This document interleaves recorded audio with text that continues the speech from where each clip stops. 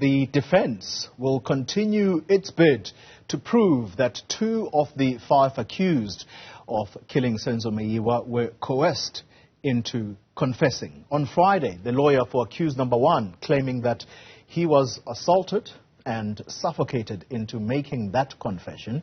But according to a retired police officer who took the statement, he only had injuries on his wrists, which were caused by tight handcuffs. So, what's the real story? Let's get the latest now from Mnisi, who is monitoring developments for us in that case. Linda, good morning to you. So, which is it exactly? Were these 2 accused coerced into making these confessions, or does the state have a stronger case to prove that these were done voluntarily? Well, you'll remember that the one thing or the main reason why we are sitting with a trial within a trial today is because the defense objected to the state leading the statements of confessions, and what they cited was that these statements were not made voluntarily. And at the heart of a trial within a trial are, of course, the rights of an accused person who has a right to a fair trial and who has a right to remain silent until, of course, he is legally represented or want to say anything.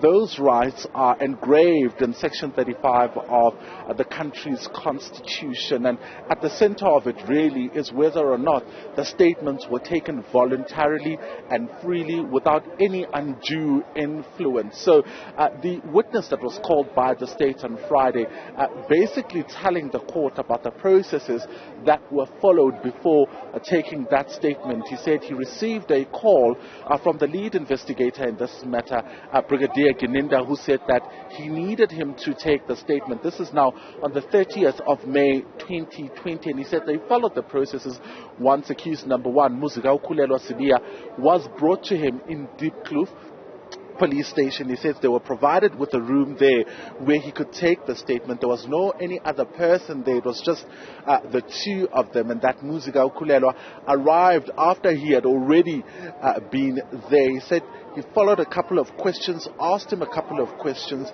with regards to why he's making the statement, did he want to make the statement, and whether or not he was influenced to make the statement.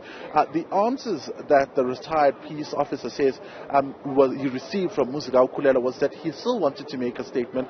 There was no undue influence. He had already made a statement to the police, but wanted to provide details around the circumstances exactly. So he answered no. He was asked specifically about the assault. Were you assaulted? And he says the answer was no. Did he have injuries? And he said yes, he had injuries, and the injuries were caused by the tightly fastened handcuffs. So he says, I observed and I saw the injuries on his wrists, but I asked him about any other injury, and he said he did not have any other injury from, of course, the manner in which it was handled. So he says he's surprised that now he's coming with a story that he was suffocated and, of course, forced to make the statement, because if he was, then he would have told him. You'd recall a peace officer, according to the law or according to the Criminal Procedure Act, as someone that is not involved in the case. It has to be someone that is neutral and is not an investigator in the matter. So he says if he was assaulted, then there were many more reasons that he should have told me, because I was not directly involved in the investigations of the case. That was a space where he should have voiced it out. But even when he was asked, he did not indicate that he was assaulted. Another Ekurhuleni Metro Police officer was called.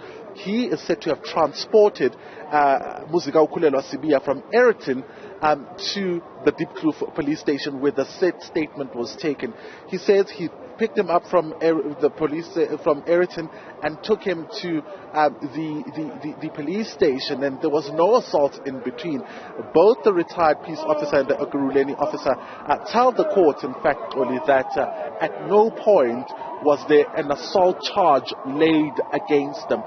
The court has also not heard about maybe even an assault case or a report from a medical practitioner declaring that Newzroom was assaulted. So today then we're expecting that the the state will call a new witness who will testify about Muzika Ukulelo's pointing out statement. The state alleges that he did not only make a confession statement, but also made a confession statement. This is where he's taken to the scene and points out a couple of things to the police and then makes a statement. So the person that took the statement will then be called. Tomorrow, we're expecting a magistrate to be called to the stand as well. Oli? Mnisi giving us an update there at the Pretoria High Court. Thank you very much for the time being. Well,